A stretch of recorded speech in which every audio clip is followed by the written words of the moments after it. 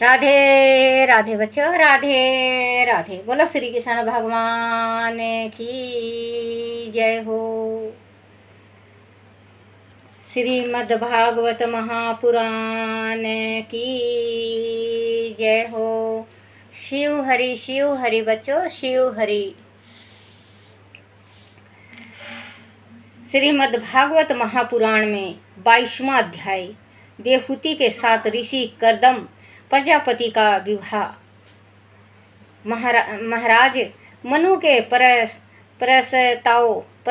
प्रस्ताव को सुनकर ऋषि कर्दम संकोच से भर उठे। तब मनु जी ने उनसे कहा, हे मुनिवर, वेद मूर्ति भगवान ब्रह्मा ने अपने वेद मंत्रों की रक्षा के लिए आपको अपने मुख से रचा है और उन सहस्त्र चरणों वाले विराट पुरुष ने आप लोगों की रक्षा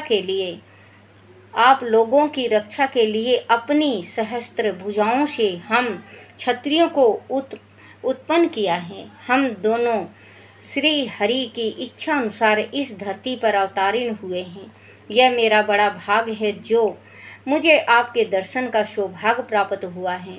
आप कृपाए संकोच छोड़ो और मुझ दीन की प्रार्थना स्वीकार कर मेरी कन्या का पानी ग्रहण करें। यह गृहस्थल चित्त कार्यों में सब प्रकार से योग है। महाराज मनु की बात सुनकर ऋषि कर्दम ने उनका प्रस्ताव स्वीकार कर लिया और शुभ मुहूर्त में दोनों का विवाह संपन्न हो गया। विवाह के उपरांत महाराज मनु और सत्यरूपा अपनी पुत्री और दामाद से विदा होकर अपने राजधानी लौट आई। महाराज मनु और महारानी सत्यरूपा अपनी राजधानी बरहिसमती पुरी आए तो वह उपस्थित देवगण और गंधर्वों ने उनका हार्दिक स्वागत किया और देवहूति के विवाह का समाचार पाकर तो वह और भी अधिक आनंदित हो उठे। वह स्थान था जहाँ भगवान बरहा ने पृथ्वी को स्थापित किया था। उस समय भगवान बरहा के शरीर से जो रोम झड़कर वहां गिरे थे, वह रोम ही अब हरे भरे घास के मैदानों के रूप में फैल गए थे। वहीं पर महाराज मनु ने बरहा भगवान की पूजा की थी और इसे अपनी राजधानी के रूप में विकसित किया था। वह रहकर मनु जी नित्य श्री हरि के गुणगान गाया किया करते थे और उनकी लीला कथाओं को सुना करते थे। विदुर जी भगवान श्री हरि की कथाओं का स्मरण, ध्यान, रचना और निरूपण करते रहने से उनके मानवतार में व्यतीत होने वाले क्षण कभी व्यर्थ नहीं जाते थे। विदुर जी जो पुरुष श्री हरि के आश्रित रहता है, उसे कभी भी शारीरिक, मानसिक, दैविक, अनुसिक अथवा भौतिक दुखों का सामना नहीं करना पड़ता। मनु की सदैव लोक हित के कार्यों में लगे रहते थे। उन्होंने मनुष्य के सभी वर्णों का यथोचित प्रबंध किया था। इसी से सभी जीव उनका आदर करते थे और निरंतर उनकी स्तुति किया करते थे। अब आप उनकी कन्या देवहूति का चरित्र सुनो। 13वां अध्याय श्री भागवत महापुराण का। ऋषि कर्दम और देवहूति का चरित्र। मंत्रे जी ने कहा, विदुर जी, माता पिता के चले जाने के उपरांत देवहूति प्रतिदिन अपने पति की इच्छा अनुसार उनकी सेवा करने लगी। वह अत्यंत सादगी के साथ अपना जीवन व्यतीत करती थी एक दिन कर्दम मुनि ने देवहूति को मलिन अवस्था में देखा तो उससे कहा, प्रिय, तुम मेरी सेवा किस मनोयोग से कर रही हो, उससे मैं बहुत प्रसन्न हूँ, परंतु मैं तुम्हें प्रसन्न नहीं देख पा रहा हूँ। तुम्हारे इस श्रृंगार विहीन रूप का क्या कारण हो सकता है? क्या वह रहकर तुम प्रसन्न नहीं हो या कुछ और बात है? इस पर देवहूति ने कर्दम मुनि से कहा, स्वामी, गृहस्थल जीवन में पति पत्नी का जो दायित्व है आप उसका निभा नहीं कर पा रहे हैं।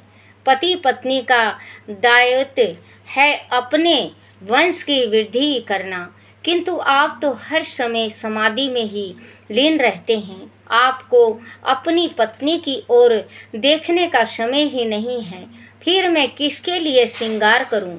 कर्दम मुनि का हृदय अपनी पत्नी की बात सुनकर दुखी हो उठा। उन्हें लगा कि उनसे बड़ी भारी भूल हो गई है। उन्होंने तत्काल अपनी योग माया से एक विशाल विमान तैयार किया, जिसमें तरह तरह की योग सामग्रियों का संग्रह था। सुखपूर्वक सोने के लिए श्यान थी और सुगंधित पुष्पों की महक से सारा विमान पूरित था। मुनि कर्दम ने देवहूति से उनमें प्रवेश करने के लिए कहा। इस पर देवहूति ने अपनी मेली कुचेली धोती की ओर देखा और अपने उलझे हुए केशों पर हाथ फेरा। कर्दम मुनि अपनी पत्नी के भाव को समझकर तत्काल बोले कि वह दिक् सरोवर में जाकर पहले स्नान कर ले। देवहूति मुस्कुराकर दीप सरोवर में स्नान करने चली गई। वह जल के भीतर उसने एक अति सुंदर महल देखा। वह सैकड़ों सुंदरियां तरह तरह के रेशमी वस्त्र पहने और इत्र फूलेल लगाए घूम रही थी। उनकी बाकी चितवन और उनके लहराते केस मन को मोहने वाले थे। वह सभी मानो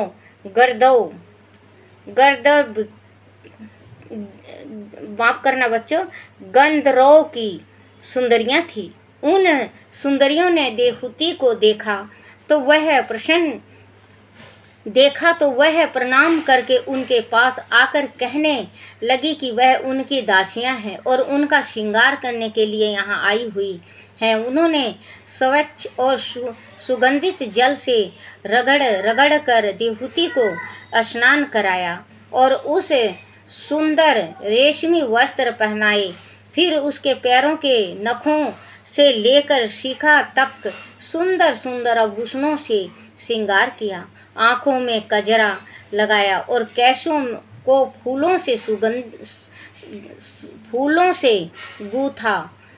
देवहूति का श्रृंगार करके वह उसे जल से बाहर लाई। उसके रूप लेने को देख कर कर्दम मुनि का हृदय चंचल मन हो उठा। वह उनका हाथ पकड़कर विमान में जा चढ़े। वह विमान मुनि की इच्छा शक्ति से कहीं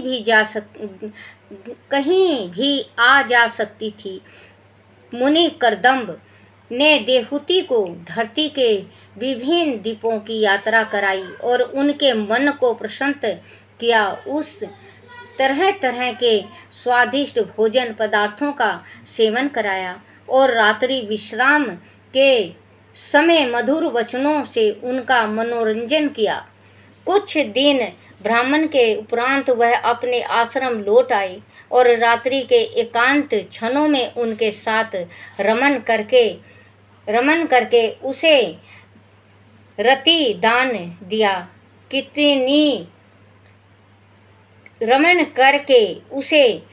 रात्रि दान दिया। कितनी ही रातों के बीच जाने के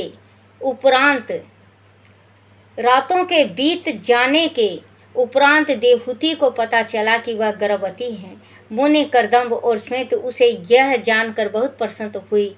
करदम मुनि हर समय देवहूति को प्रसन्न रखने का प्रयत्न करने लगे। उचित समय आने पर देवहूति ने 9 कन्याओं को एक साथ जन्म दिया। उन्हें देखकर देवहूति का हृदय आनंद से भर उठा, परंतु मुनि करदम ने ऐसे समय उन कन्याओं के पालन का भार देवहूति पर छोड़कर स्वयं तपस्या रत होने की बात कही तो देवहूति का मन आहत हो उठा। उसने करदम मुनि से कहा, स्वामी, आपने गृहस्थल जीवन के पालन और वंश वृद्धि के वचन तो पूरा कर दिया, किंतु उन कन्याओं की परवरिश के दायित्व से आप मुंह मोड़ रहे हैं, वह कदापि उचित नहीं है। फिर भी मैं आपकी शरण में हूँ, आप जैसा करना चाहें करें, मैं आपको रोकूंगी नहीं। उन कन्याओं की परवरिश के उपरांत जब यह विवाह योग होंगी, तब इन कन्याओं के लिए योग वर खोजने होंगे। आप तो वन में चले जाएंगे, लेकिन आपके पीछे इनकी, बच्चों माफ करना, जैसे जिसका पिता नहीं होता और बेटी होती है, बेटा का तो देखो कुछ नहीं, लंगोटिया धन होते हैं कहते हैं बेटा को, लेकिन बेटी होती है ना, माँ को बहुत ज़्यादा टेंशन होता है। उसकी माँ को बहुत ही ज़्यादा टेंशन होता है कि कहाँ से घर देखें, बर देखें, कैसे करें। अब बच्चों, मेरी गुड़िया है 17 साल की है, उसकी भी हमें शादी करनी है, लेकिन वो मंगलिक है, काली मंगलिक, तो मंगलिक लड़का देखना पड़ेगा। तो कहते हैं बच्चों, पिता होता है तो अपनी जूती तुड़ा के भी ढूंढता है। गृहस्थी का भार मेरे पे है बच्चों, माफ करना मुझे। कन्याओं की खोज के उपरांत जब यह विवाह योग होंगी, तब इन कन्याओं के लिए योग वर खोजने होंगे। आप तो वन में चले जाएंगे, लेकिन आपके पीछे उनकी देखभाल क्या मुझे अकेले ही करनी होगी? हे स्वामी, मैंने आपको ईश्वर भक्ति से विमुख कर भोग विलास में लगा दिया और स्वयं भी उसमें अनुरक्त रही तथा इंद्रियां सुख भोगती रही। लगता है मेरा यह समय व्यर्थ ही चला गया। आपके परम प्रभाव को मैं पूरी तरह से नहीं समझ पाई, आप मुझे क्षमा करें। इस संसार में जिस पुरुष के कर्मों से ना तो धर्म का संपादन होता है, ना वैराग उत्पन्न होता है और ना भगवान की सेवा ही संपन्न होती है, ऐसा पुरुष जीवित 100 है। आप जैसे योगी पति का साथ पाकर भी मैं माया जानित रोगों में लिप्त होकर संसार बंधन से छूटने की इच्छा नहीं कर सकी। इसका मुझे जीवन पर्यंत दुख रहेगा।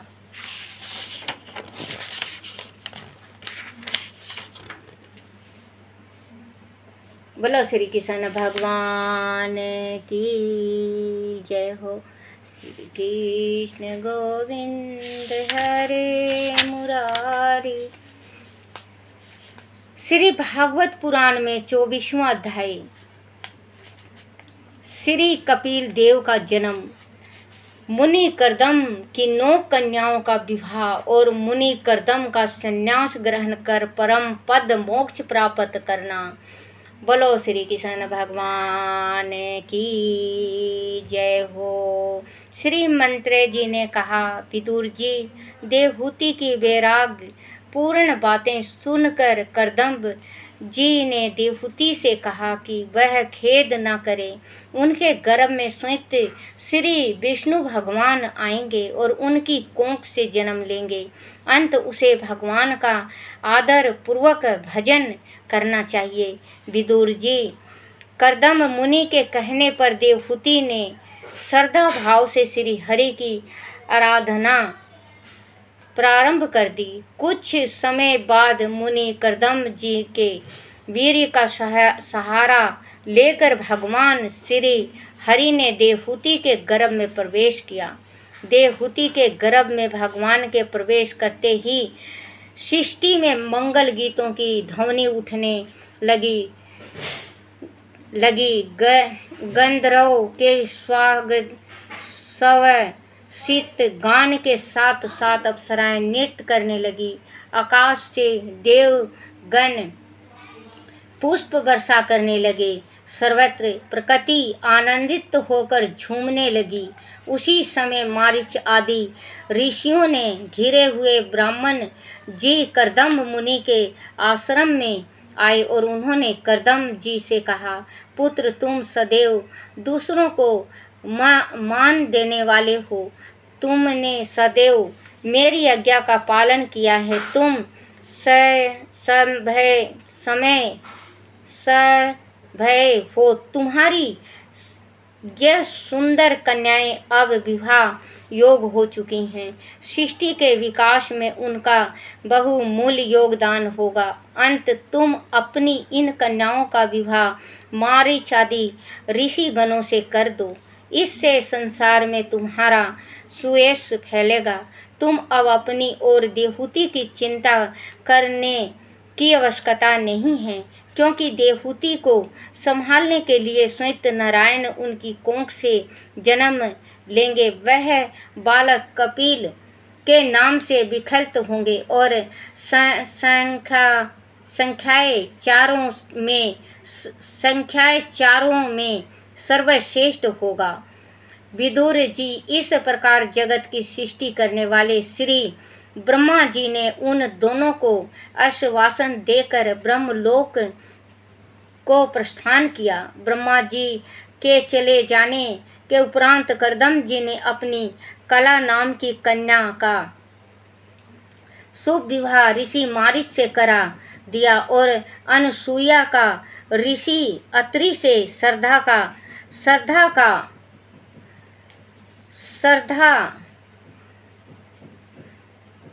ऋषि अंगिरा से,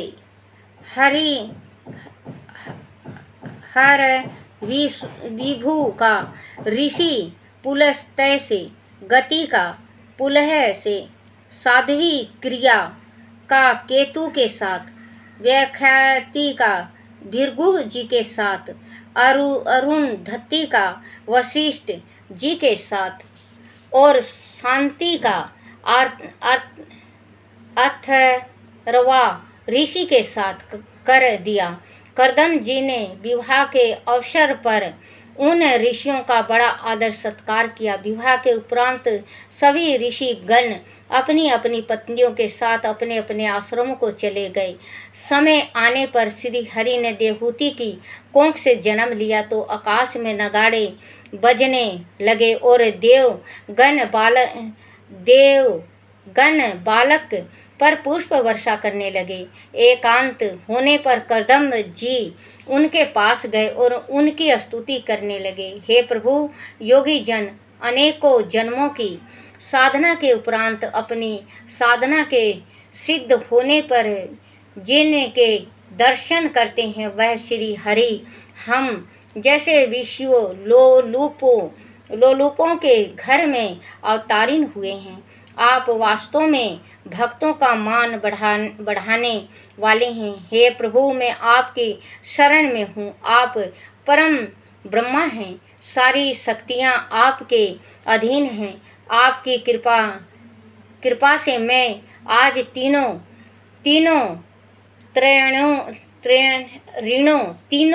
ऋणों से मुक्त हो चुका हूँ। अब मैं संन्यास मार्ग ग्रहण कर वन में जाना चाहता हूँ, आप मुझे आज्ञा दीजिए।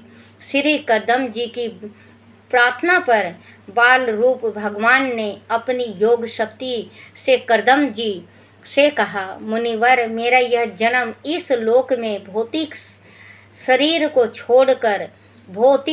को छोड़कर मोक्ष प्राप्त करने वाले मुनियों के मार्ग दर्शन के लिए हुआ है। आत्मा ज्ञान का मार्ग ही इस लोक से मुक्त होने का सर्वोत्तम मार्ग है। मैं तुम्हें आज्ञा देता हूँ कि तुम इच्छा अनुसार जाओ और अपने संपूर्ण कर्म मुझे समर्पित करते हुए दुर्जय मृत्यु को जीत कर मोक्ष प्राप्त करो। मैं स्वयं आकाश और संपूर्ण जीवों के हृदय में रहने वाला परमात्मा हूँ। जब तुम अपने अंत कारण में मेरा साक्षात्कार कर लोगे, तब सब प्रकार के शोकों से छुटकारा मोक्ष पद प्राप्त कर लोगे। श्री मंत्रे जी ने कहा, विदुर जी, भगवान कपिल के ऐसा कहने पर प्रजापति करदम जी उनकी परिक्रमा करके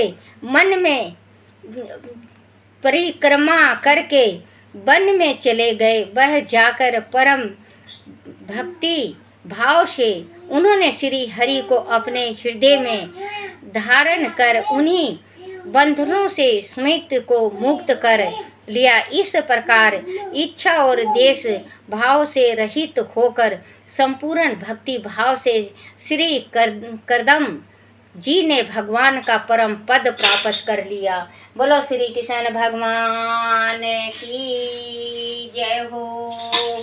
श्री कृष्ण गोविंद हरे मुरारी, हे नाथ नारायण वासुदेवाय,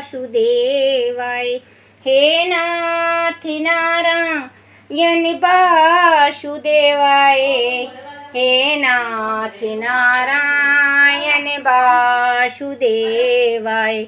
श्री कृष्ण गोविंद हरे मुरारी, हे नाथ नारायण वासुदेवाय, हे नाथ नारायण वासुदेवाय, हे नाथ नारायण वासुदेवाय। जय जय मेरे श्री कृष्ण भगवान की जय। आरती श्री भागवत भगवान की है, आरती पापियों के पाप को है तारती। आरती श्री भागवत भगवान की है, आरती पापियों के पाप को है तारती।